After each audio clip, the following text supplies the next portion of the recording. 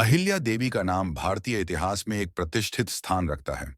अहिल्या देवी की कहानी एक त्रासदी से शुरुआत होती है और फिर उसमें जीवन की नई उम्मीद का संचार होता है। अहिल्या देवी का जन्म विश्वामित्र और उनकी पत्नी का पुत्री के रूप में हुआ था। हिंदू धर्म के अनुसार अहिल्या देवी की पत्थर की शिला बनने की कहानी का सबसे बड़ा कारण उनके पति महर्षि गौतम की पत्नी के रूप में उनकी पवित्रता को लेकर एक गलती थी। अहिल्या की सुंदरता के बारे में सुनकर एक दिन इंद्रदेव ने गौतम ऋषि की पहचान का फायदा उठाया और अहिल्या का रूप देखकर उन्हें आकर्षित कर लिया। इंद्र ने छल से अहिल्या के साथ संबंध बनाए। इस घटना से अहिल्या को शर्मिंदगी का सामना करना पड़ा और अर्षि गौतम ने उन्हें शापित कर दिया। अर्षि ने अहिल्या को एक पत्थर के रूप में तब्दील कर दिया और उन्हें वन में छोड़ दिया। अहिल्या की यह स्थिति वर्षों तक वैसी ही बनी रही, लेकिन उनके जीवन में एक नया मोड़ तब आया जब भगवान श्री राम उनके पास पहुंचे।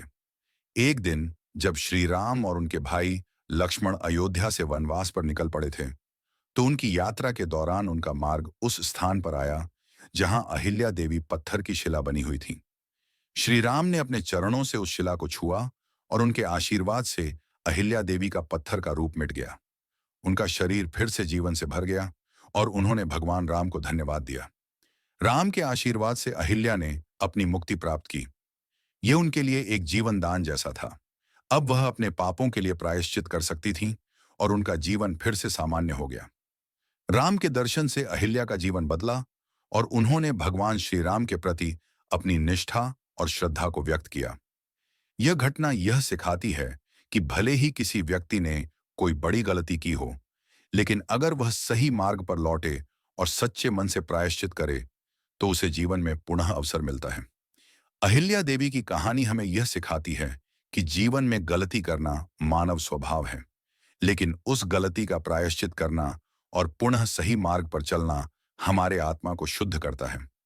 भगवान राम के आशीर्वाद से अहिल्या का जीवन दान मिला और उनकी पवित्रता और वीरता फिर से स्थापित हुई। यही कारण है कि अहिल्या देवी आज भी भारतीय संस्कृति में एक प्रेरणा स्रोत बनी हुई है। उनकी कथा हमारे जीवन के कठिन समय में हमें यह याद दिलाती है कि सही मार्ग पर चलने से हमेशा मुक्ति मिलती है।